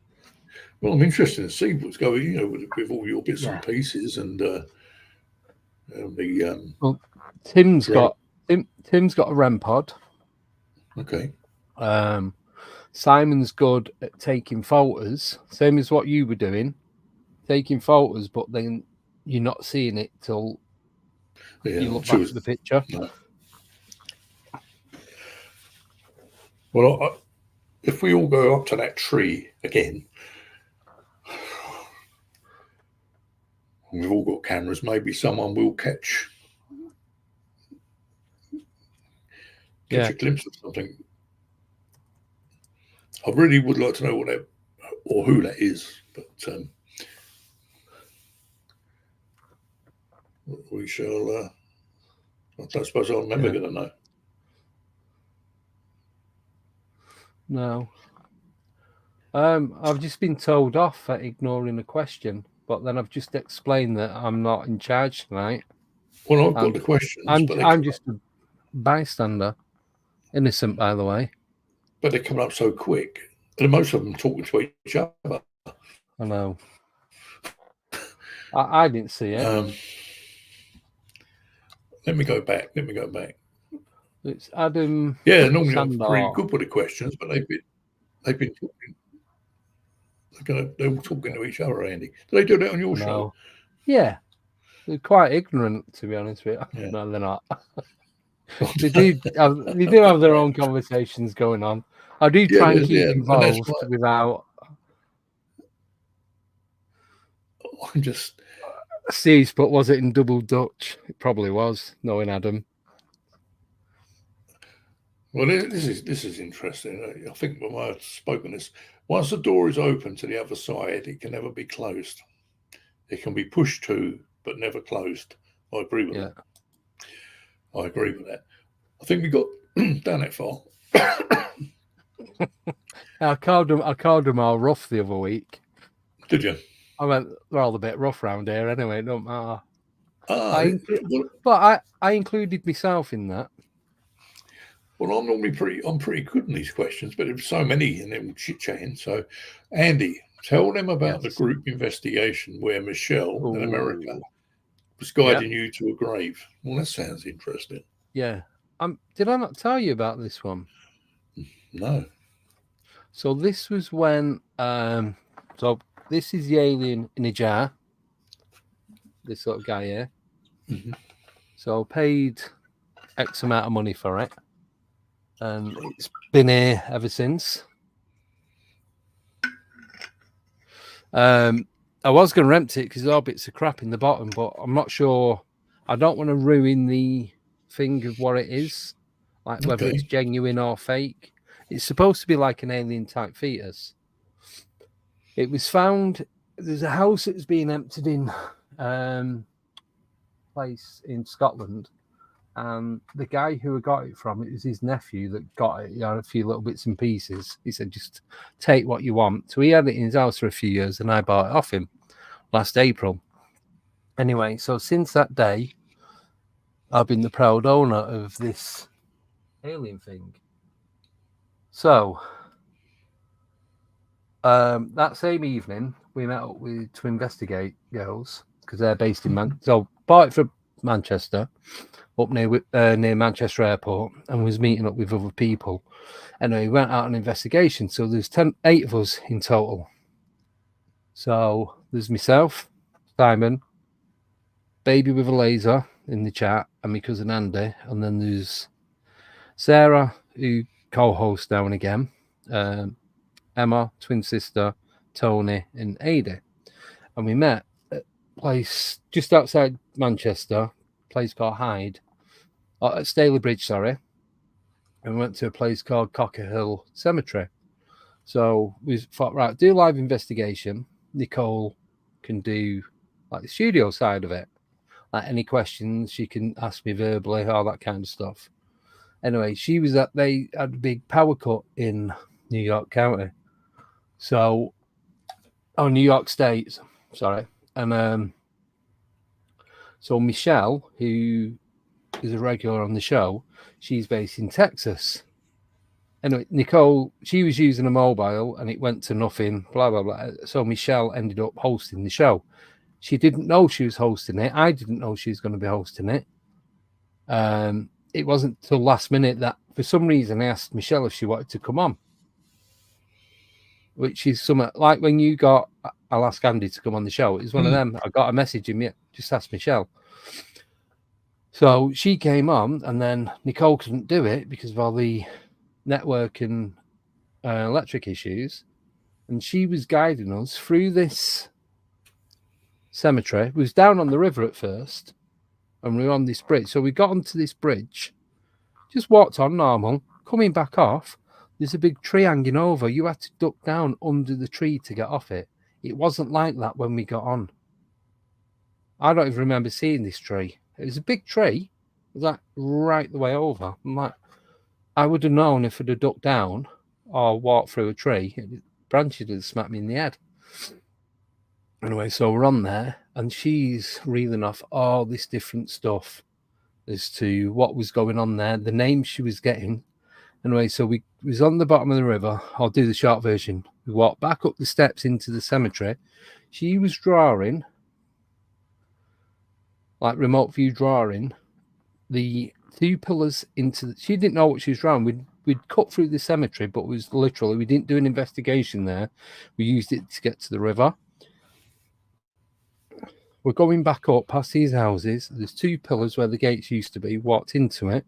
Headstones are on the floor that we used to build a path and what they've used for making benches. So she was talking about this guy called John, who was the sexton of the church there. He had either 10 or 11 kids. They all died before they reached the age of 4. There's one particular one called Nathaniel. He died, he was either, I think, between 3 and 7 months old. Trying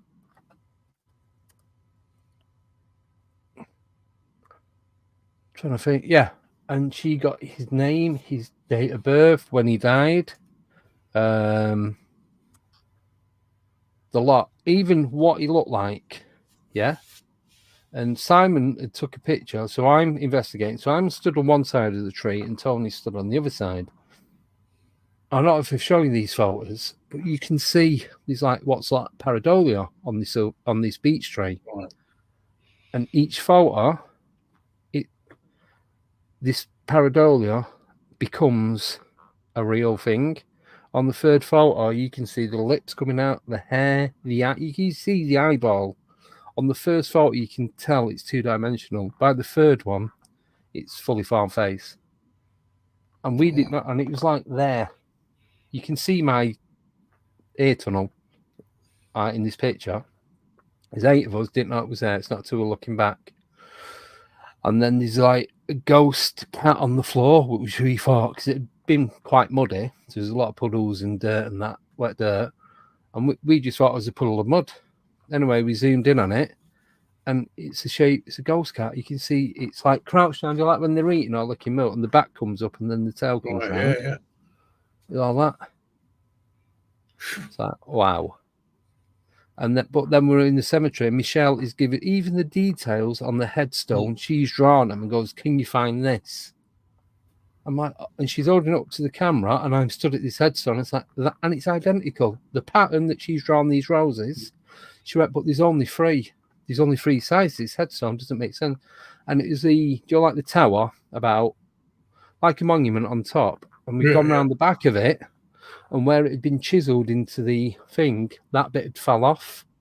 Where it either eroded or someone's knocked it off. So you've got one, so you've got north, south, east, but no west. And she said one of them's blank. I didn't even know. How would she know? It was just stuff like that. She's like nearly 5,000 miles away. Amazing, that, eh? Yeah. Wow. I think get her live on Saturday. Might be able to set something out for us. But Thingy can do it as well. I don't know if she's still in chat. She was before. Paranormal Pixie, Lara. Oh, I saw her. She was on the show a couple of weeks ago. Okay. And she does all this kind of stuff, and she does the crystals and what have you. So I've been asked a question by Adam. Yeah. Do you know, this is me, do I know of anywhere really active, do I know of it where I lived in the palace? I'll take it Crystal Palace, not Buckingham Palace. Well, you never know, do you? And they do call me Lord Lovelock, you know. I've had these nicknames. I've had the Reverend, Lord Lovelock, the Maverick Medium. Oh, I don't know. Anyway, when I lived in the Crystal Palace, well, my house for a start. Yeah. I don't know. But isn't Crystal Palace itself supposed to be haunted? Well, I was thinking it because it all burned down, didn't it? But I will tell you a funny thing, a strange thing. I should save this for Friday. Are these guys on a Friday? Because I'd like them to see that photograph. Yeah.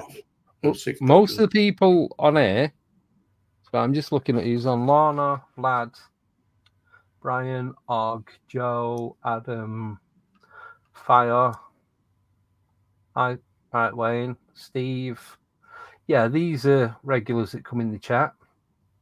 Okay, Yeah, these so will be on Friday. They better have be. I'd like to see that photograph. Yeah. There is a strange thing though.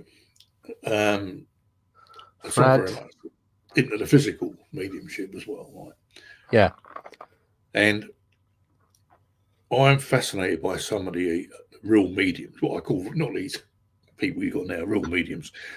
And Alec Harris, Jack Webber, D.D. Hume, people like that. Yeah. Anyway, I was out doing a gig during lockdown, this was. And there was a Scottish girl there. Yeah. And her mum. This was in Suffolk. Anyway, one thing led to another. And I was talking about D.D. Hume. And I've read about him. Anyway, I was in Morrison's or somewhere. And I all of a sudden started to speak Scottish. Now, I'm more Scottish than English. My Right. DNA tells that, right?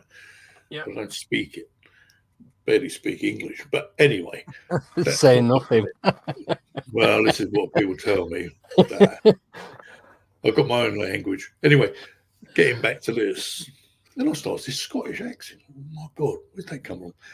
Anyway, I've seen this particular night. Behind this girl stood a guy who was a Scotsman. Funny enough, that night, Sean Connery died. But I don't think Sean would have come to see us doing a gig. So I take it may have been Daniel Hume. Anyway, D.D. Hume came down to Scotland from Scotland. He lived near Annerley, which is near the Crystal Palace. Right. In these big houses, there's these big 3 or 4 story old houses, you know. Yeah. And I think, God, I'm a bit nervous now because if D.D. Hume is, and we've been doing table tipping as well, D.D. Hume was in the room with us. Yeah. And I thought, I hope he ain't got control of me. And here's why.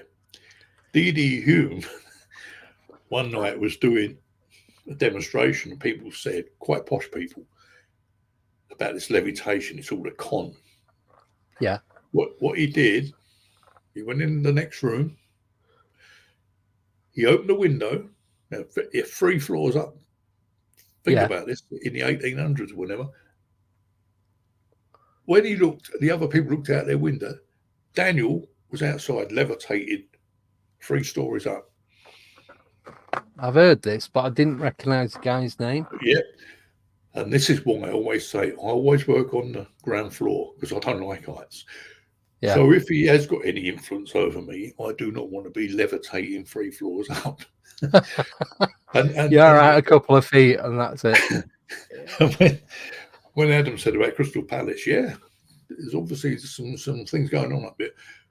But there's stuff everywhere. But the palace burnt down. I don't know if anyone got killed. And of course, they had a racetrack there. A good racetrack at the Crystal Palace. So there's obviously things about. But, because didn't they rebuild Crystal Palace, didn't they? They did rebuild it, Yeah, because the job I had previous to where I am now, I used to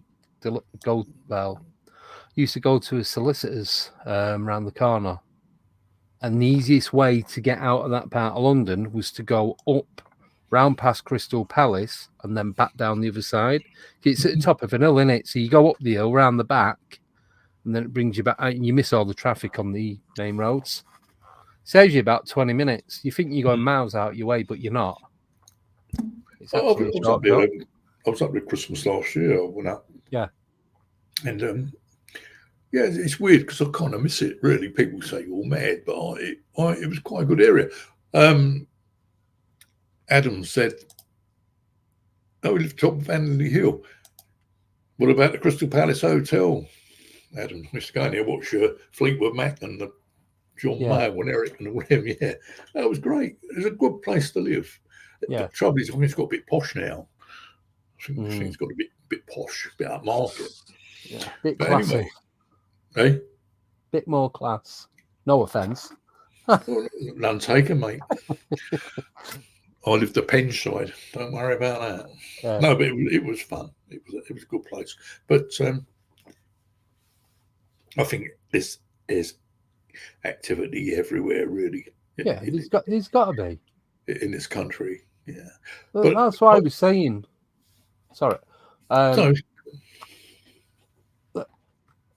where we live, England and Scotland, Wales, are only small places compared to the rest of the world. So you look at how active the UK has been through all the different activities, shall we say, going on throughout history.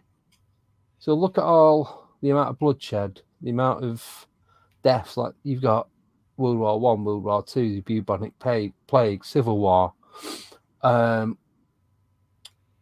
England and Scotland, Vikings coming over, Roman Empire. You've got all that. So obviously all this different stuff is just building up on top, energy on top of energy on top of energy. There's got to be something coming back from that. Definitely.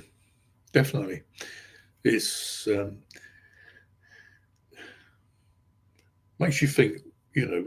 Something on the internet yesterday or something. About coming back. I can't remember where I saw this unless I was dreaming. Apparently, they say now you, I, and all these guys watching us now look like somebody before we were born. We apparently want to look like a certain person. Oh. Right. I mean, I don't know where this come from, unless I was imagining it. I thought it was on YouTube yesterday. I see so much stuff on here. And I thought, I don't know, because when I had that near-death thing a couple of years ago, yeah, I really was going to go. All I saw was people in this tube, all happy. Yeah. And I thought, that'd be all right if I go.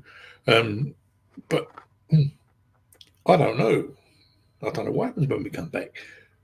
So if we do come back, what's all these spirits doing floating around? This is. Oh yeah. You know what I mean? This is what I was talking about on Friday. Where did they go? Do spirits have jobs? I bloody hope not. But they're not just going to be like, right, we're just going to hang about here until the next load of idiots turn up and start asking us them same stupid questions as the last lot. Or do they have like, right, you've got to go and, I don't know, show this newbie around, like, I'll be Chief Haunter. I'll be Chief Haunter, God. Don't worry, yeah. I'll go scores to I read something a bit ago. You probably get a job at the ghost office. Yeah. I don't know. I mean, when I had this near death, it was the strangest thing. But I'll talk about it Friday if you want. Well, you may not want to. Please. It's a bit hard to believe. Even I can't. Even I'm finding it hard to understand what happened over that period of 3 days. But maybe talk about it Friday. But yeah, when we all go,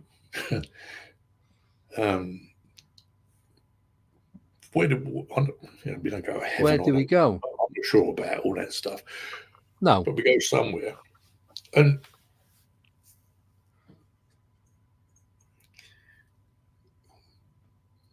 when my mum died, I was 13. Yeah. On October the 14th, actually. I was 13, a few years ago. And the funny thing is, when I saw these people in this tube, I didn't see my mum. Yeah. And I got around to thinking this week, well, perhaps she's moved on. You don't know, do you? I don't want to think about it. It does your head in, just thinking about it. I don't particularly want to come back here and go through being a kid again. Yeah. Fred's put a question up. Can there be activity where there are no people to witness it? But that's like the same question. Does a tree make, if he's not about, if a tree falls over in the woods, do you hear it? Does it make a sound? I'd say that one that Fred's asking, yeah, and probably more, because if they've got the energy or the ability to come back, wouldn't you rather come back and not be mithered by somebody and just get on with whatever it is you're going to be doing when you come back here? Or would you do it where there's loads of people about and think, oh, been collared? Do you know what I mean? Mm. I'd rather go somewhere like out the way where, not that it's going to be anything dodgy, just want to make that clear, but it's just, it'd make more sense. You'd go somewhere where you're not going to get seen or there's going to be no witnesses to what it is, because maybe they've been given a task to come back and do something. Yeah. I don't know. No, I don't know. I don't want to think about it. I'm too close to it going. Getting a bit old now. I think, well, got to be at some point, but I don't know. I just hope they don't turn me around straight away. Get back down there. I don't know. It's a bit. I think that's what worries me. I think more than anything. I don't want to come back to this place, especially not at the moment. But, No. But you got to look back, I think, on whatever memories you have hidden in the back here, and you think, well, Yeah. where did that come from? Or I've been here before, or I've been there before. You know, Yeah. That's a question for Friday. There, keep on guessing. Keep us guessing. Yeah. Yeah. Because I've got a lot of I read that. questions. I've got a lot of questions for you for Friday. Yeah, got Are loads. you joking? No, No, I've not got a clue. I will have some. Well, I've there's a normally got some, but I don't know. These guys are asking questions. Yeah. And I thought, Too well, many, if you ask me. I thought we'd just go with what you had to say tonight and we'll talk about this Rendlesham stuff Yeah. and what we're going to do. But no, you can ask me questions. Yeah. No, might. Is Elaine coming on Friday? Oh, she might do if you offer her a cake. I agree Elaine, with do you want Jared some May's cake? description. We're like a mobile phone. The hardware is our body. The operating system is our soul. The apps are our spirit, personality. When the hardware fails, the OS goes back with a full record of your activities. And the apps either hang about or are collected. It's interesting. I'm looking at my apps and whatever it is. I feel I'm going to be in trouble when I get over there. Elaine, the voice from beyond. Are you going to? You're going to be in trouble when you get down the forest. I'm not worried about when you get over there. What have I done now? That's what you have. This is why I'm single. I can't hack it. I always say the wrong thing. Elaine, show yourself. The voice from beyond. My camera's not working. She has to. There's only like a minute left. Come on, Elaine. I can't. My camera's not working. Yeah, she can. She's welcome. She can come on Friday if she wants to. You come on if you want. She does make me laugh. No answer. And no, she does. It'd be good she to takes meet the her. mick out of me as well. Don't worry about it. I'll get grief. But I don't know. It's an interesting thing to talk about. Yeah. I have to ponder on that one. Yeah. Well, guys, it's gone quick, hasn't it? Gone quick. I've enjoyed tonight, Andy. It's been different. Yeah, I always enjoy it. It's been different. You know, it's been different, and yeah, I like it when I ask questions because I'm not exactly an interviewer. I prefer other people asking the questions, and yeah. Anyway, at least we got someone from near the Crystal Palace. That's handy. There's two of us. Yeah. Hopefully, Mike. So hope to see you all Saturday afternoon. Hope so, Mike. Hope so. Yeah, well, I'm leaving here about 12ish. So you're going to leave about 12. Yeah. It takes just over 2 hours to get there. Just straight down the A14. Actually, when Elaine and myself met a few weeks ago on Saturday, the traffic was like non-existent. It was really handsome. that was really, I thought, this is great, you know. Yeah. Anyway, guys, I'm going to thanks for tuning in tonight, and nice to meet you all. I'm just going to put out our thing to say goodbye. Thanks, Andy. No, thank you for Thanks, asking. Elaine. No, thanks, Elaine, for all your hard work. She does work hard, and you can hear a bit of more music. That'll put you off. See you later, guys. Hey.